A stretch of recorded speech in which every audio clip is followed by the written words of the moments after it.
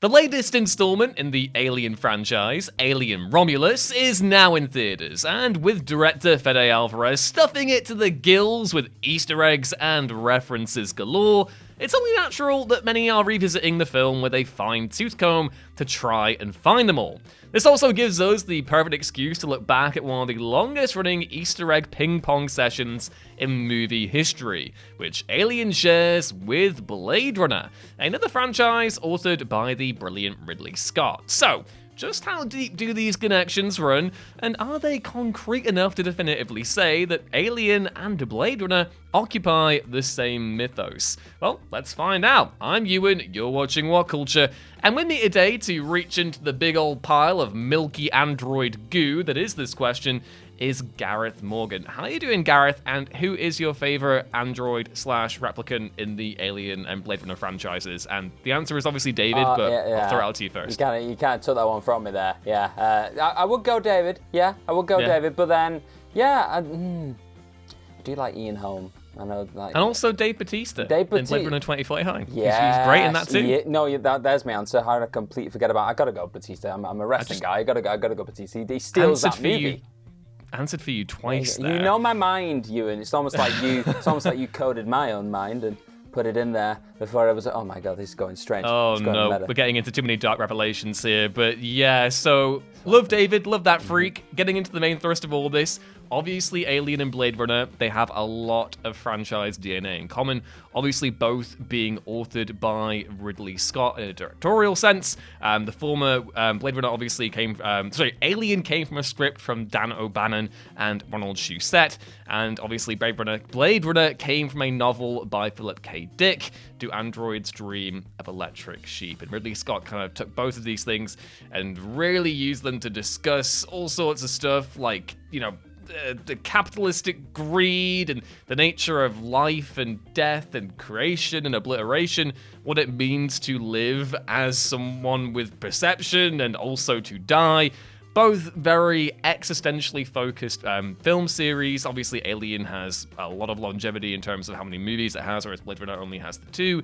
But a lot of crossover in there, and Ridley Scott himself has encouraged discussion regarding the idea of maybe the pair of them kind of being interlinked, which kind of really kicked off in 1999 with the director's commentary for Alien, where Scott mentioned that he could picture the crew of the Nostromo, obviously the main focus of the original film, that they could be seen on Blade Runner's Earth. He said, quote, "So almost in this world could easily be the city that supports the crew that go out in Alien. So in other words, when the crew of Alien come back in, they might go into this place and go into a bar off the street near where Deckard lives. That's how I thought about it." Now, you can obviously construe this either as the idea of, the two worlds being seamlessly kind of interlinked on just a casual front, and Ridley Scott is saying, oh, hey, I could picture the crew of Alien being in Blade Runner, or you could go even more explicit with it and think of it as kind of a literal, conflation of, oh, I actually think that the crew of the Nostromo could hail from Blade Runner's Earth, which has been laid into other parts of the franchise's DNA. But Gareth, what do you think about that to begin with?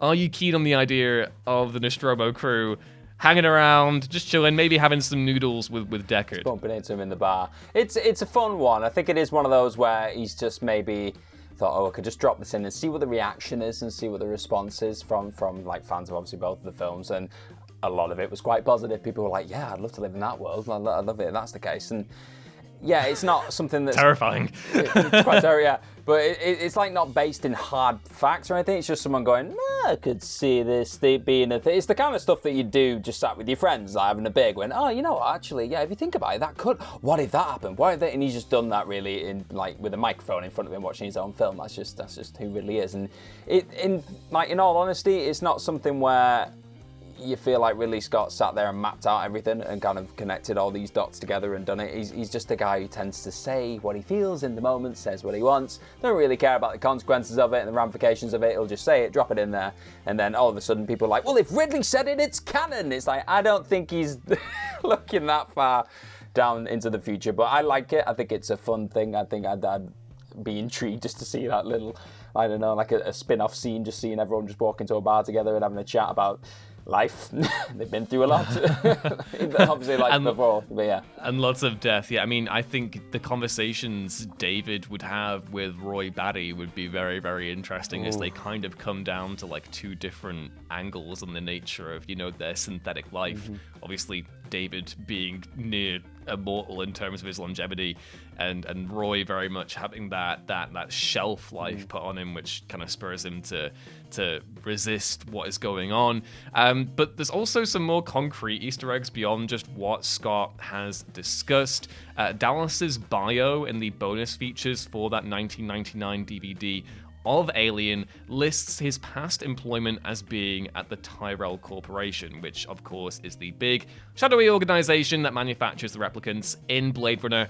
And this reference was kind of picked on and taken apart even further in the bonus features on Prometheus's home release. There is a biography on that disc for Peter Weyland, who is the, obviously the founder of Weyland Corp, which then merged with Yutani to become Weyland-Yutani, mentions that his mentor and competitor lived like a, quote, god on top of a pyramid overlooking a city of angels, which is a pretty clear reference to the Tyrell Corporation headquarters in Blade Runner. Obviously, that movie is set in a dystopian LA. You would call Los Angeles the city of angels.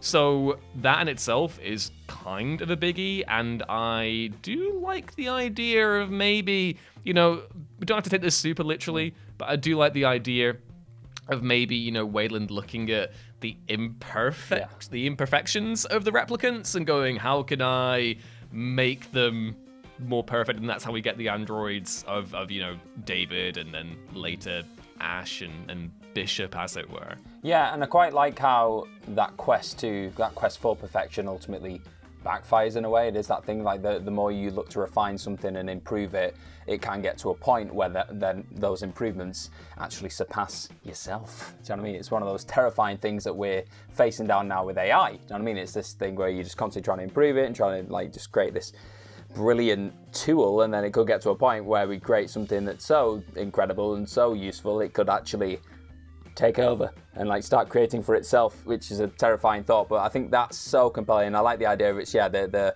apprentice looking up to the master going, okay, I've taken what you've learned, okay, and I can take it one step further, you silly old man, and then just goes down this route which leads to, well, catastrophe really, not just for a lot of people out there within the alien universe just in general, but for himself. It does not go well.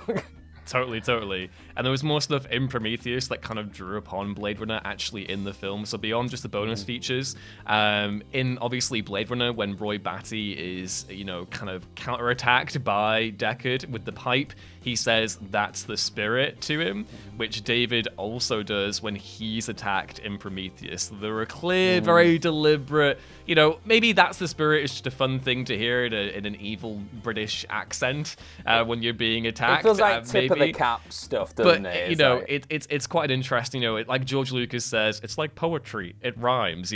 So it's kind of like a fun little bit of self-referential Easter egginess there. The timeline overall is very messy, but these are kind of like the biggest interlinking parts of the two franchises. There are other minor things where the DNA is shared between stuff like props and sound effects, which we can probably chalk up to, that's kind of par for the course with sci-fi movies. I don't know if you've seen They Live, Gareth, but the PKE meter from Ghostbusters shows up in that movie, but obviously is a different kind of device. It's not used for its same purpose. I didn't know that. That's great. But with between Blade Runner and Alien, because the aesthetics are so similar, when you do have those prop and sound effect overlaps, it does engender that idea of a shared universe, which me personally, I don't really care one way or another for, but I do think there is potential that you could maybe do something fun between them. It'll never happen because Blade Runner's rights are owned not by Disney. Thank God, it's one thing that Disney doesn't own. Yes. But, there is scope for something interesting in there, and I think if, Ridley Scott is someone whose DNA is heavily enmeshed in both of these things, wanted to get more explicit with these comparisons, as he has done in the bonus features for here, I wouldn't be averse to it. I'd be curious to see what he could pull off there, if that's what he's he's looking to do. But as it stands, I think these are fun Easter eggs, and if you want to headcanon it yourself that Blade Runner and Alien do coexist, then you can totally do that. There might be some minor contradictions in there in terms of how the timelines line up, but who cares? Chase your bliss, have your fun, be your own David, and actually don't be David. Don't be. I just think he's really fun. Don't let in there. That's why I'm encouraged. Be David in the sense that you're fun. Don't be David in the sense of you're going to kill everything. I think you're right there. I think if you find fun in this, if you think it's a cool way, if it enhances your experience of watching these films, you do you. Like, there's no strict rules on this stuff. You never know within the movie sphere. Like, honestly, there could be a point. We could be here in 10 years' time, you and doing our review of Blade Runner versus Alien, Replicants versus Alien, whatever it is. We could be here. You never know. So, just yeah. For the time being, the clues are there. The links have been dropped in. The little seeds, whatever you want to call them, breadcrumbs. They are there for people to consume if they want to. But if you don't, then you don't. Just watch them as their own separate things. It's not like we've got like an Alien versus Predator scenario yet, where our dreams have been half crushed. It's not happened yet. So just enjoy the bliss, like you said. That was actually going to be my final question to end on, because in talking about the Easter eggs and references and the idea of franchise crossover within the Alien space, obviously we have had Alien vs. Predator before, which came out from the Dark Horse comic of the early 1990s.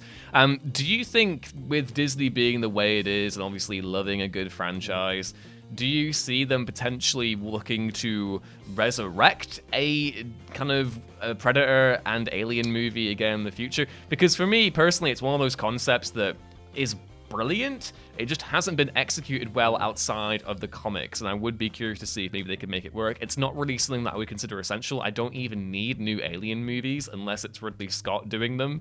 But I don't know. Do you want to see more Alien crossovers? Is that a thing you want after Romulus? I mean, there was talk, wasn't there? I think Fede Alvarez mentioned something about it, and when he's been doing press recently, saying I think it was him and the names escape me now, but the director of Prey. Is it Dan? Oh, Dan Trachtenberg. So, but I don't know if I've just my eyes are playing tricks, but like I believe there was a quote saying that he wanted to direct that with Dan and like just do two halves of a movie and do like their own Predator Alien thing. And I think if you've got the general vibes and what was thrown out there in Prey, which I absolutely adored Prey. I thought it was such a refreshing just revisit to that world, that Predator world. If you had that just kind of meshed in with this or mixed in with this Romulus world, which has its flaws, but it still was a fun old ride, like when it comes to an Alien movie. I think there is something there. I think that there is something quite exciting, just having that real visceral horror element, just being approached with a more, I don't know, like a fresher kind of hunting vibe. Maybe just dropping it into a different timeline again, or not timeline, like a moment in time, like they did with Prey, just like dropping it like back many moons before technology was where it's at. Like having a xenomorph dropped in that kind of time period would be fascinating. I would love to see that.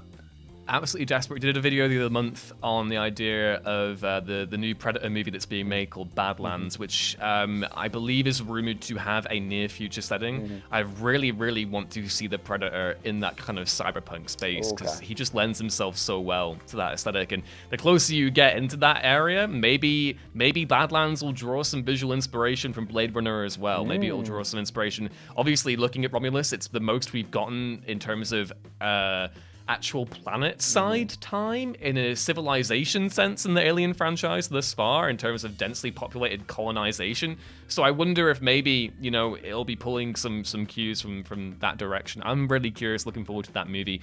But let me know down in the comments below, do you think that Alien and Blade Runner are actually sharing a universe? Do you even care? Do you want to see that explored even further? I am curious to hear your thoughts in that regard. And also, do Predator and Alien crossover? Maybe? I don't know. Drop a video a like if you enjoyed it. Subscribe to What Culture for more, or David will be very angry with you. In any case, I have been Ewan, this has been Gareth, and we will catch you next time. See you later.